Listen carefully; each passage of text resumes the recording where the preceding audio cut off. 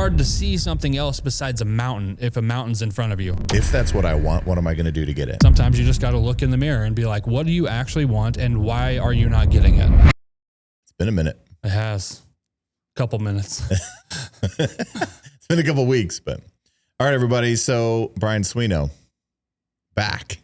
You've always been with us. Yeah.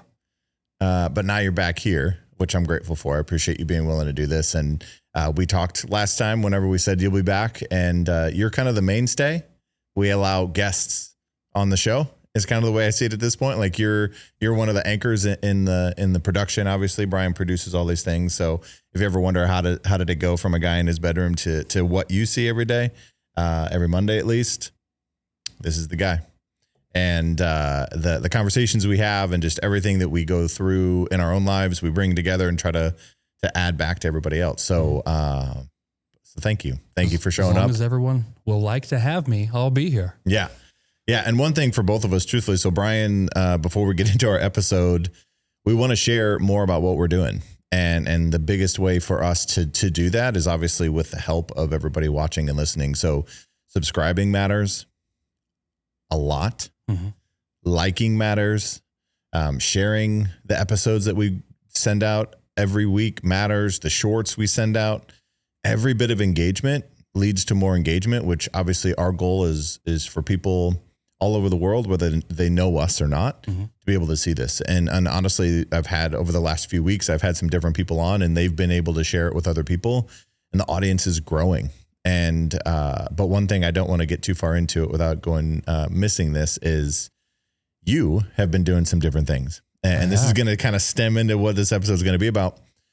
But talk to us about your YouTube channel, kind of what you're doing. Again, you add value no matter what space you're in. So I want you to kind of have this opportunity to kind of share a little bit more about what you're doing before we dive into living the sweet life. Well, thanks for that. But the last episode actually that I was on, we talked about, hey, I'm about to start this YouTube channel, and I put up a little clip in between us here. That YouTube channel's been started. Mm-hmm. I post 2 videos a week. I missed one because I was on film sets all week, but 2 episodes per week, Monday and Friday. People get double dose of me if that's something they're interested in.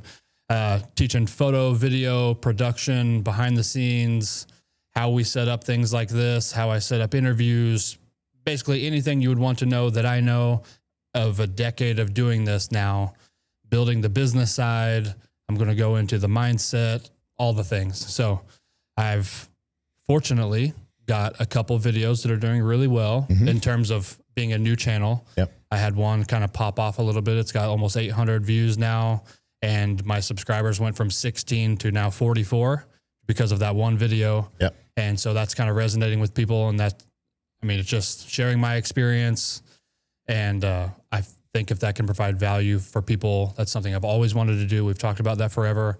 I just overthought the starting process of that, which mm-hmm. is kind of what we're going to talk about today. Mm-hmm. It was in my head. I've always wanted to do it so bad that I had built it up in my head so much that posting that first video was like paralyzing for me. Mm. Like I just couldn't bring myself to do it because I wanted it to go so well. And the first video I did got like 8 views. And I was like, well, we got that out of the way. So all the expectation built up. It was just like, it was like the universe's way of telling me like, this is a, long game sort of thing. Yeah. And so I just like, okay, well then here's another video on Friday.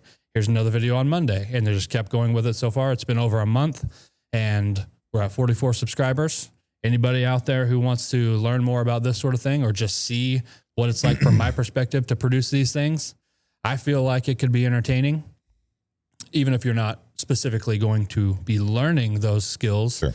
I'm trying to make it at least entertaining and show off things you might not see. So that film set that I was on, it was 3 days of 18-hour days, and I brought our employee Naaman to shoot behind the scenes. So I was actually working that project as like the light person. Mm. I was doing all the lighting for all the scenes and doing all that. So you get to see me running around, and I had that third person point of view rather than me trying to film it and do it.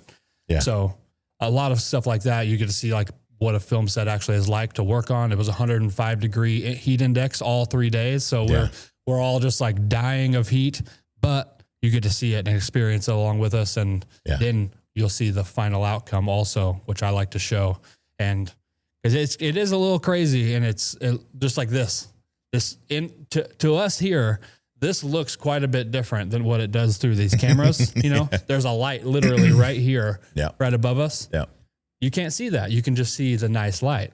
So all the things like that are interesting to me. And I want to share that information and knowledge that I've gained with other people. I've learned everything that I've done through YouTube and teaching myself, and the process of learning by trial and error.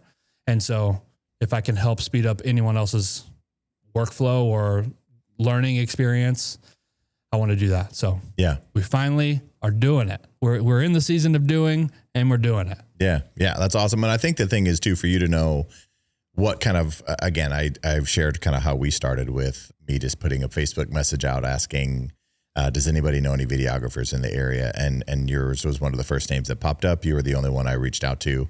Again, we messaged and so on and so forth, but there's always somebody who does a secondary look for validity or passion or whatever, right? Like, what kind of person are you? And so I went onto your Facebook page at the time, and then I actually saw a little bit of YouTube back then too, but kind of Facebook page, and saw you setting up a studio look, right?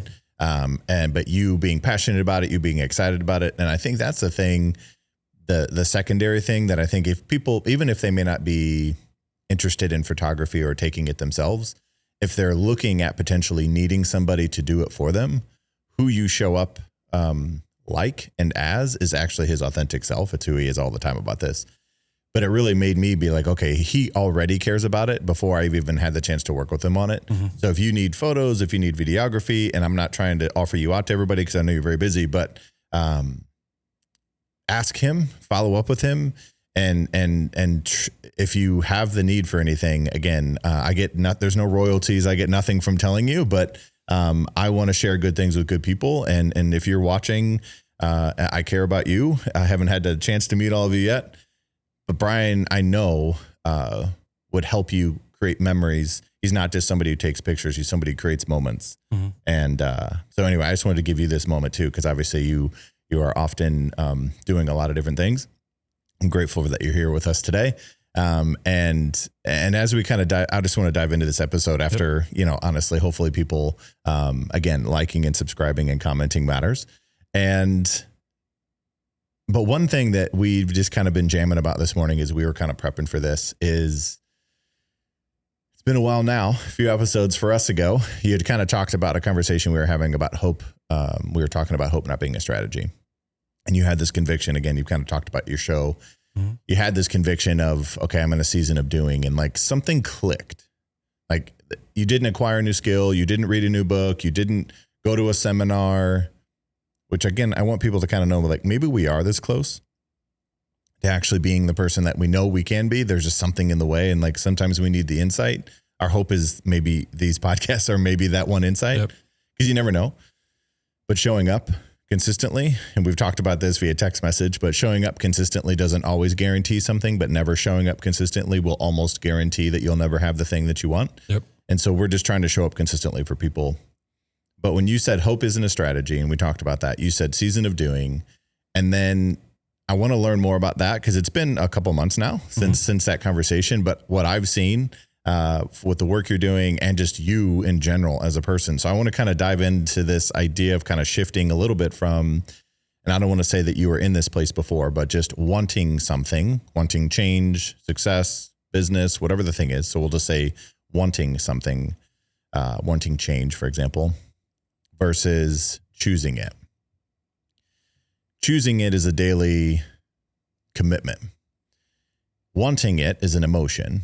Wanting it means typically getting something from it. Like, I want the thing to have a thing. But choosing something is like a more of a reflection of your commitment to it, not just your energy about having it and like this idealistic approach.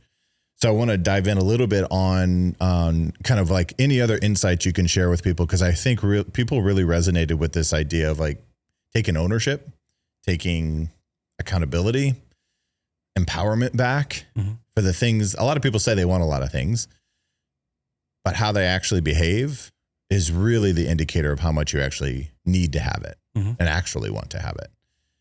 But again, you didn't learn a new skill. You didn't, I mean, I know you've been learning a lot and all the things, but as far as like that pivotal moment, talk to me a little bit more about kind of connect some dots looking back at that moment and kind of what have you been doing and how have you seen that the season of doing has really showed itself in every area of your life? Well, that's one of the pieces of this that I think maybe a misconception is that there's some grand, crazy moment that happens and you have some revelation from the skies that comes down. That's not what happens. For me, it was just a choice. Like I chose to start going northwest rather than just in the general direction of north sort of thing. You know, I had started to put pieces in place. I hired Bethany on. That was I have been working towards that for the past couple of years. You know, as a person running a business, a sole proprietor of a business, I'm every aspect of that business. And that's one of the things that has, looking back now, past couple of years, has held me back is because we've kind of touched on this on some of those episodes before, but like now looking back the past couple of months, she's been here for 4 months now, and I can't imagine her not being here helping me because she's so good at everything she does. All the scheduling stuff, I never have to schedule anything ever. I don't have to worry about the back end. Like this week, we had 3 separate times the same person had to reschedule things. I don't have to stop all the business and all the editing and all the things to then touch on that and then go back and you lose your flow and you lose all the things.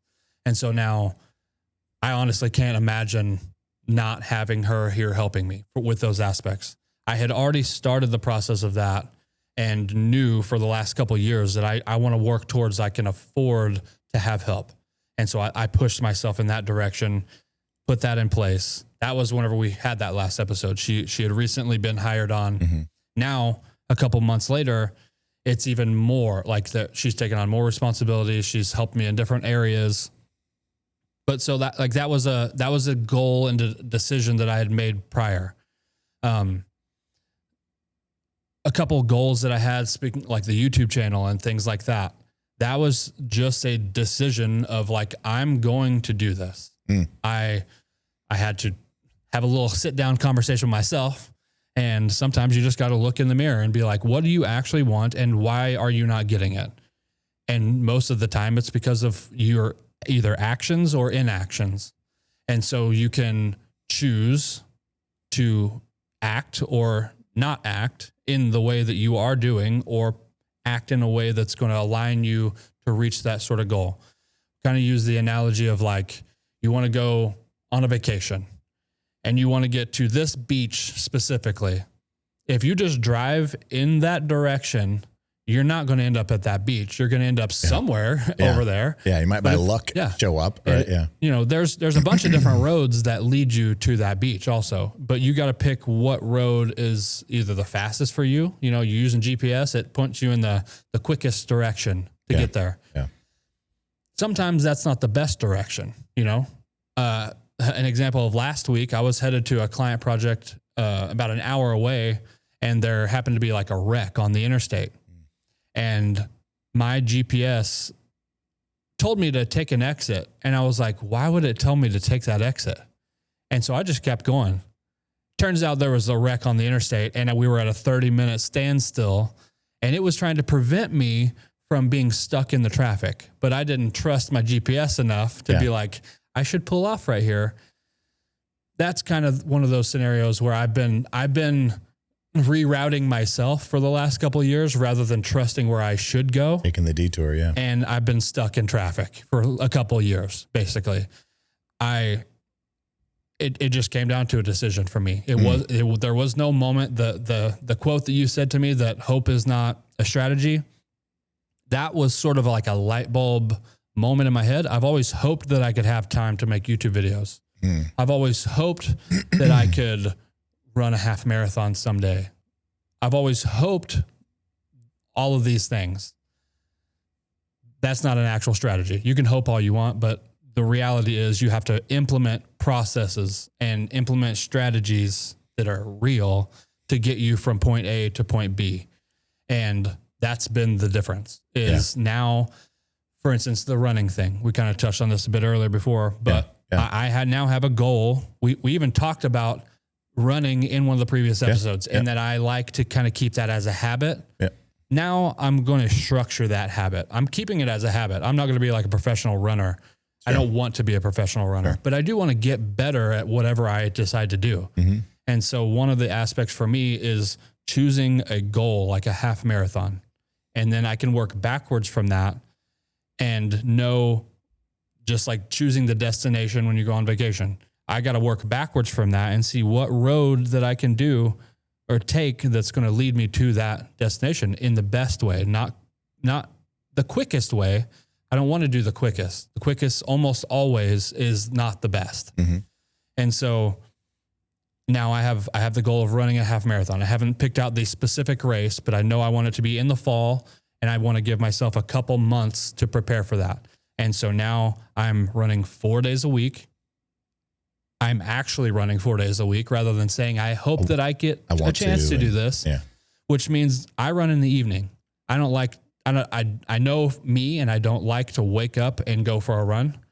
I've never been the morning fitness person. Yeah. I would rather do it in the evening. I feel the best in the evening. I've already accomplished a lot that day, so I can do that in the evening. But in order to set myself up to be able to go for that run, then I have to start my day earlier and get all the work done. That way I can set aside that time to make it happen. So then that helps my whole entire day and my work. You know, I know what I'm doing and I know what has to be accomplished, and it has to be accomplished and give myself at least an hour and a half before sunset, which is starting to decline on the time, which means I got to even start a little bit earlier. So that's how it kind of affects all the aspects in my life as well. I'm one of those people where if I'm locked in, like I'm locked in across the board. Family time's good. Work time is good. Workout time is good. And if I'm struggling, like I had been for a couple years, honestly, I'm just kind of flying by the seat of my pants. I'm going in that direction somehow, but I'm not taking a specific path to get there. And so that's how it's been for me. It's been great. I think just knowing that you need to do something rather than being like, oh, I'll leave this up to chance whether it happens or not. I don't know whether the YouTube channel is going to work or not, but like you said, it is not going to work if I don't do it. And so I give myself at least a better chance by doing it and doing it consistently. Yeah. And then I think of like how I can provide more value for people, just like on this podcast. Your goal is to provide it's to grow it. Sure. The goal is to grow it, but the goal underlying that is to reach more people and make an impact on more people. That's why you're growing, or that's why you want to grow it. Yeah. You don't want to grow it for the vanity metric of seeing how many thousand people. It's because then you have the opportunity to affect those people in a positive way. Yeah. That's exactly how I see what I'm doing. And the more people I can reach, the more people I can help. And that is kind of the underlying goal with my business, with my YouTube stuff, all across the board. If you're approaching things from a good way, a good ethics, good morals, then you're always going to win out in the long run, I feel. Yeah. But you gotta know the path to get you to your destination. And that's been the switch for me. It's just a process. Yeah. Well, and a couple of things I want to kind of lean in on, and this is what we do, because you'll notice we don't have a script and there's nothing he's reading or I'm reading. So two things I want to kind of lean in on. It's the latter one first. So if the goal that anybody has, you have to be honest about why you want it or what success looks like. So when I started this journey of the podcast, the speaking, the coaching, the social media posting, the books, if I started that with number of people, I would have very different strategies than the impact that I want to have on however many number of people. So there's lots of opportunity for me to pay somebody to go I've seen this wall. I don't know if it was real. It looked real. And it is what it is, right? But the platforms, social media platforms, are built for if more people like and follow, then the system will feed them more people to create more like and follow, right? It's just a very simple system. But I've literally seen a wall. I think it was maybe somewhere in China, but it was a wall it's 10 foot by 20 foot. And it was phones logging in to give views and people liking accounts. Like right now, there's a lot of people who subscribe and like the messages and things, even YouTube, they're not real accounts. So if that was I get messages all the time on Instagram of pay us and we'll get you 1,000 guaranteed followers. Yep. What that means is they have 1,000 accounts and every one of those people are going to follow my page. Now, however, if that means, because a lot of times people go on and look and they're like, that's the first question for me is how many followers do you have? So it does matter to some people, right? And I'm not saying it's a bad thing, but if that's your only purpose, there's a shortcut to do that. Yeah. All of a sudden, probably by the end of today, I could probably pay $500 and probably have 1 million more followers on Instagram. But what happens is that then I feel like I'm still talking to myself because I'm not actually nobody's engaging with the content, right? So my why is the people. However, the systems are built to where when you have that many people, it gives you more opportunities. Mm-hmm. So it's not negative to try to find a way to get to your thing, but there's also don't lose yourself while you're trying to accomplish the thing, right? Yep. Don't get distracted by the vanity, by the looks and the views and all the different things, because you're going to be cheapened at the end of the day when you look around and nobody's actually around. But the conversations I've had that I've been lucky enough to have with people, like I spent some time with Chris. So Chris was on the episode. I went out to Brooklyn a couple of weeks ago to meet him and some of his friends. There was not a second that anybody was talking about how famous, successful, popular, whatever the word is, any of them were. And they all were. They were all talking about how they showed up for each other and the connection they had. And again, like Chris said on our show, that's really what meant the most to him was connection. He was seeking something else, but realized it was connection he was lacking. So that's the thing that we're trying to do as well is build the connection. Mm-hmm. And the fact that, we're growing this so that we can reach more people, but I want like actual real people who are going to then maybe say something different to the next person that they meet in public, stranger or not, that may give that person hope. Because when that person has hope, they may think about themselves differently when they're seen, valued, heard, appreciated. Maybe they're a leader, maybe they're a business owner, maybe they rethink their business model because of what's actually meaningful. Mm-hmm.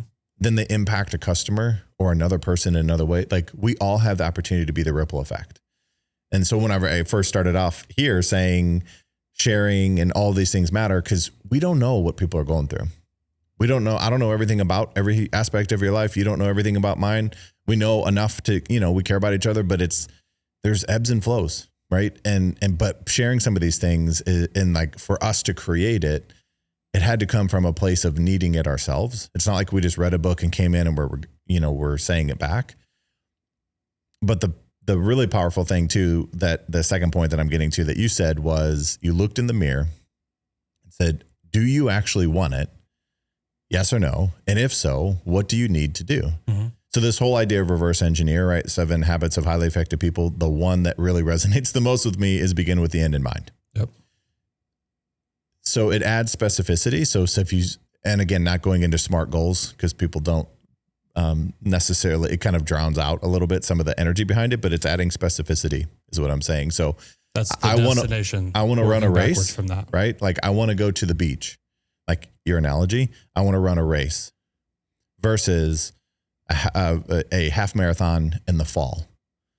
That then now makes you think, okay, if that's what I want, what am I going to do to get it? If you're saying you want to lose weight, how much weight and by when, and what do you know? If you don't know, what can you go learn? Mm-hmm. But what do you need to be doing every day in order to accomplish that thing? But if you notice what I'm saying about all these 2 different places is it's you. You are the thing that is actually going to make that happen. Because being fully transparent in my business, I've been doing this for 12 years now. I was hoping that if I kept doing it, somebody more successful and more influential would see me and then elevate me. So I gave the power away and thought some of that's imposter syndrome. Some of that's not believing in myself. Some of it's not knowing. Some of it's like I heard somebody else did it. So, like it's all kind of connected. But ultimately, when the things shifted for me, similar to you, when I looked in the mirror, I was like, and Sarah J. Ross is a speaker. She's out of Toronto. She's fantastic. She had a couple things to say because we did a podcast together. She's on like one of the original podcasts, probably the most viewed podcast ever. But she said to me, is this a hobby or is it your career? Is it your purpose? You just have to own it because you're treating it like one or the other. You may say that it's one or the other, but how you actually treat it's one or the other. So whenever I realized what brings me the most energy, when do I feel the most alive? What do I stay up all night doing? This is that answer, right? As opposed to treating it like a hobby to where it's like, I just record a couple episodes every once in a while. Yeah. Right. And I'll dive into your running because we talked a little bit about something. And I want people to kind of understand the difference too, that made that shift that happens when you start applying some systems and processes. It shifts identity a little bit. When you recognize, like, I had to own that I was treating it like a hobby, even though I wanted it to be my purpose and my passion and my career and all these things. But whenever I really kind of looked at myself in the mirror, I was like, how am I actually treating this thing? I was treating it like a hobby, just doing it for fun, doing it one time in the morning. That's it, right? Wasn't thinking about it, wasn't planning, didn't have systems, didn't try to make it anything. But when you start to actually say, this is what I want to be doing, this is my goal, and you don't rely on anybody else to help you get there. But the magic is there will always be other people that help you get there. But when you take back the power of you being the most influential person in your life, who you listen to, who you spend time with, the podcast you listen to, whatever the thing is, you have the ability to be the most influential person in your life. So when you talked about your season of doing and all the things, you still are the most influential person in your life, even though you have Bethany, Naaman, you have other people helping you. Yeah. Right. So I think sometimes we fear that release of control, that release of ownership, that identity of it's just me. But when you realize, oh, that's still there because you built it. And so whenever people are going through something, a goal, say they really have the conviction, right? Thinking with intention, but committing with conviction. But when you actually say, I'm doing this, and I see this a lot with people, when something like really dramatic, something really intentional, purposeful, maybe even tragic happens in their life, they stop the half committing. Like they just go all in on it because they have to, right? The people living in their cars, people going through a heartbreak in a relationship, people getting fired, people hoping to put money in a jug so that they can feed their family. Like when you get to that point, there's no other way. But it was only you. You didn't rely on anybody else. So once you start to rely on yourself a little bit more, you will start to then realize that other people will come along because we don't do anything by ourselves, right? Like this podcast isn't just me. I've known that. And for a while there it was in the beginning, but it wasn't just me. It was me and everybody that listens. Yeah. It was me and everybody in my life, everybody that was pouring into me. It was everybody I was listening to, every book I was reading. And so when you start to because you don't want to lose the sense of connection either, because you had talked about how your season of doing and showing up with intention and some of that, again, it wasn't a lack of, I think it was just maybe more heightened intention and an awareness around how it's shown up in every area of your life, whether it's your fitness and obviously, with Mary and your kids and all of that. So tell me a little bit about kind of how you feel like that has the season of doing and the season of busyness, right? Because you're not less busy than you were before you decided to make that choice that you made. Way more. Right. But you still now, it's so much of a relationship with self of I trust myself that I'm not going to get back to that place because you have your priorities in line. So it's not doing more to accomplish more at the sake of everything else. But you found this like really interesting balance that it's just so great to see, obviously, because I know you take so much pride of being a great husband and a great dad and but you also take so much great pride. I should say great husband, great dad, and a lot of pride in being great here. Mm-hmm. You know, I'm sure there's friends that you're great for as well. So tell me a little bit about how you've kind of recognized that internal, not just external business growth and all that, but like even family life, how that decision of doing and showing up and being with intention, even though you have more work. Well, it's just priorities. Like priority, the word priority used to just be a singular word. There wasn't a plural version of priorities. Americans have made that a word, priorities. Yeah. You have to have a sole focus. And I'm not good at time delegation to myself. And that's something I've had to recognize and work on. I will just be like, I'll get it done. I know I'll work until 3:00 in the morning if I need to get something done. And that's how I've always been. The work is not the thing that scares me. Mm-hmm. I will always do the work, do whatever it takes to do it. But setting aside those times and like making sure that whenever I'm with my kids, I'm with my kids and we're watching more movies and we're sitting down, you know, it might run through my head a couple times. Like, hey, I got a lot of stuff to do right now, but I'm prioritizing this time with them. They're only small once. I want a lot of what happens with me is I recognized whenever I lost my mom a couple of years ago, I saw how all the people remembered her. And it was people who I've never even seen before in my life who showed up for our family, and they talked to us kids about how much they remembered her and how great she was and all those things. That was another shift for me of not only like losing my mom, losing a parent, and now it feels like a part of you is missing, you know, and I gotta fill that with something other than depression, you know. I went through that season with all of that, but like I wanted to make my own life my life sort of thing. And recognizing how she was remembered is something that has stuck with me ever since. I see a lot of what I do through that same lens now of not only my kids and my family, but like, how are my friends going to remember me?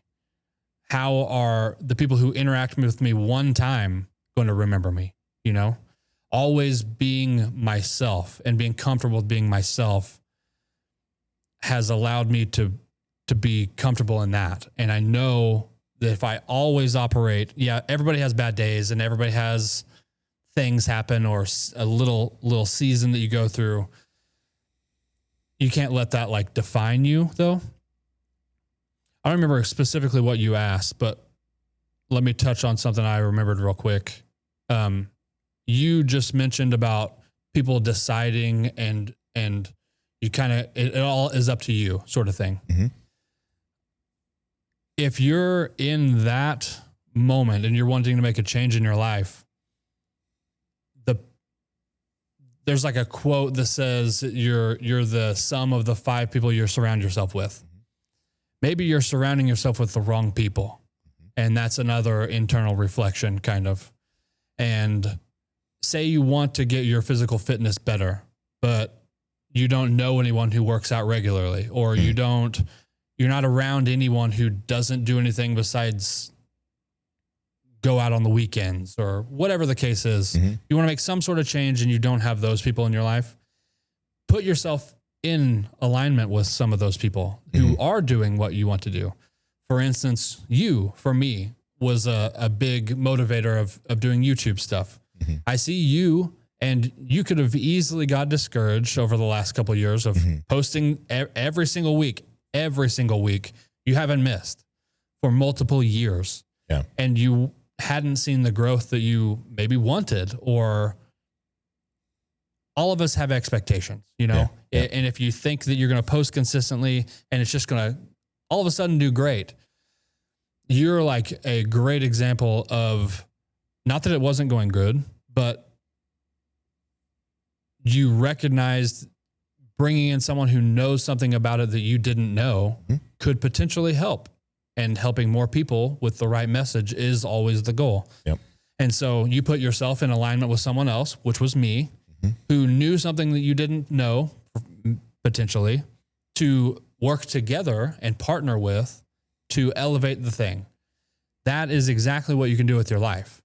You can put yourself around, if you want to get into running, find a running club, or scroll through Facebook and see those two people that you see always posting about running, and reach out and ask them, hey, you care if I go for a run with you sometime, or tag along, or ask them a question.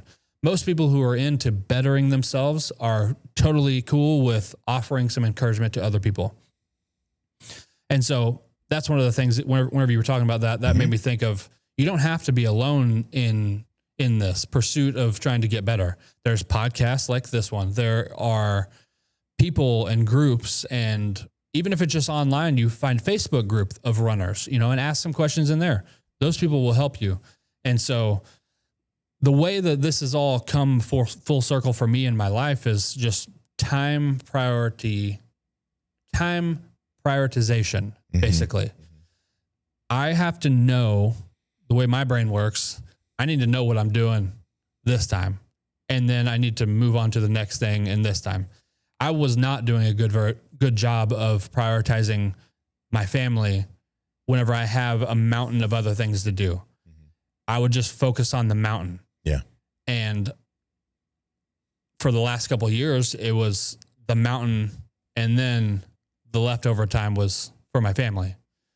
I've kind of tried to switch that up and prioritize family.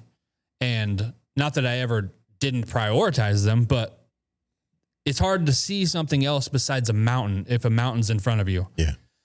And so you have to make that choice, and you have to choose that on Wednesday nights from 6 o'clock on, no work is being done. Yeah. It is only family time. Yeah. And I'm controlling that a lot better now. It's a work in progress. I'm not perfect. I always have a mountain of things to do, which is something I struggle with. I love to be busy, and that's where I thrive. I feel the season of doing in my life is always. Yeah. I'm always doing stuff. It just depends on what I'm doing. And so I need to make this as much of a priority to do in the season of doing as the mountain of things. Yeah. And I wasn't doing a good job of that. And YouTube on top of it was another thing that I have the time. Everybody has 24 hours in a day. We all have the same time. There were things that I was doing, or I was sleeping in a little bit more than needed, basically taking advantage of not having to wake up for a job. Sure. I'm going to work harder for myself than I am for a job. So if I was cool waking up at 5 o'clock in the morning to go to a factory job, why can I not wake up at 7 o'clock in the morning for myself? You know? Yeah. And so I had to come to terms with that too.